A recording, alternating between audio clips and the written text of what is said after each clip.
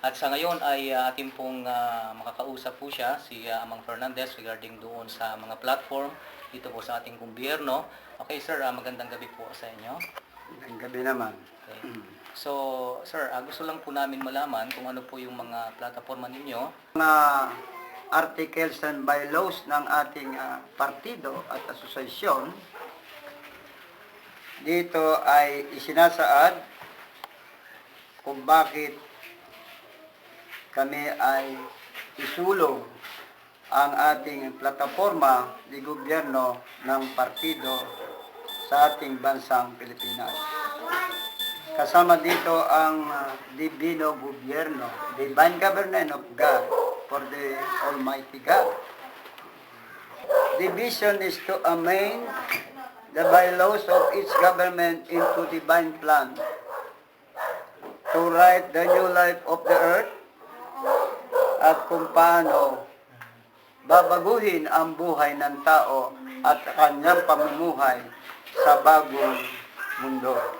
Sir, what is really the primary objective of the Alpha and Omega? Yes, the primary objectives for a major principle is 9K.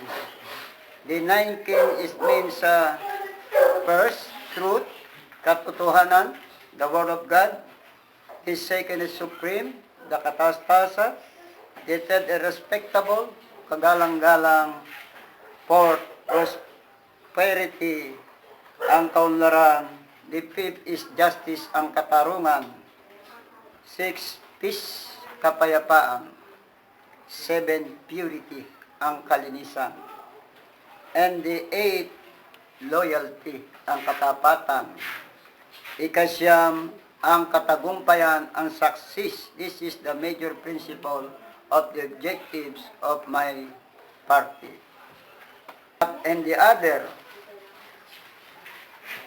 back to the ancestor domains, at lahat ng ating mga ninuno ng kanilang simulang lahi ay ating muling isulong, lalo na ang edukasyon at ang kultura. And then the old and new tradition, agriculture, and the new technologies, high-tech agriculture in our country. And how is the moral, divine, spiritual, and physical transformation throughout the world.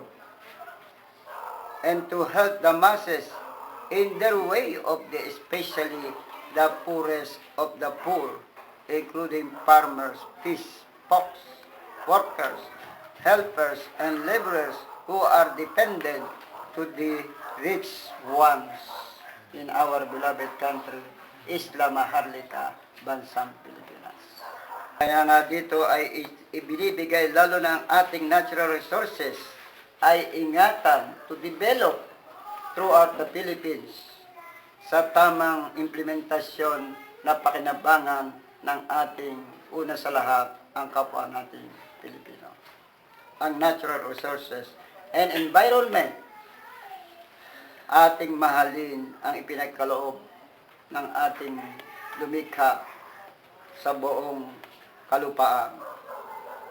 Una sa lahat na tinatawag kung paano mabibigyan ng i-maintain ang iyong sarili na mabuhay na mahaba. Higit sa lahat, ang four element na pinagkaloob na bago nilikha ng Ama ang tao ay ibinagkaloob niya ang ika-apat na elemento. Una ay ang hangin, air. The second is fire, ang init. And the third is water, ang tubig. At ang ika-apat bilang tayo tao na nagmula sa inang Mother Earth. At sa ating belief, meron tayong spirit na nakalaan ang Diyos upang ito ay magkaroon ng tinatawag na the spiritually and the physically to transformation to good health and spiritually going to divine government. At dito sa aming isinahayag at isinabit sa ating ilang departamento. Una sa lahat ang ating Commission on Election. Isinad dito ang lahat ng the master plan of divine governance kung paano nating isa sa katuparan.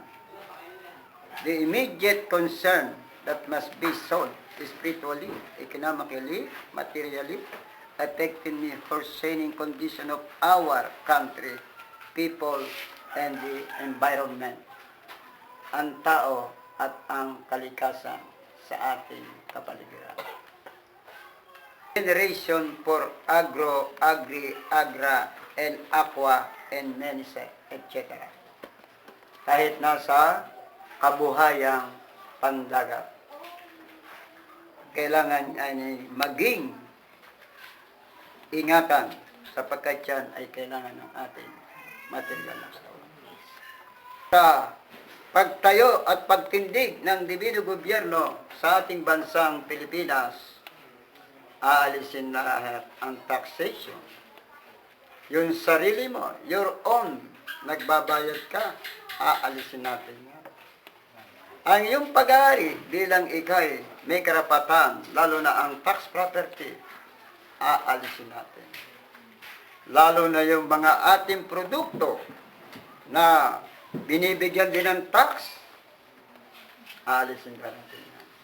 At lalo't higit, ang mga nakakulong sa ilang mga bilangguan sa ating bansa, palalayain natin sa mga isla na dapat pakanabangan ng ating kapwa Pilipino na kasama ang kanilang pamilya upang magtrabaho at upang makatulong sa paglinis ng poison at anlason sa kapaligiran.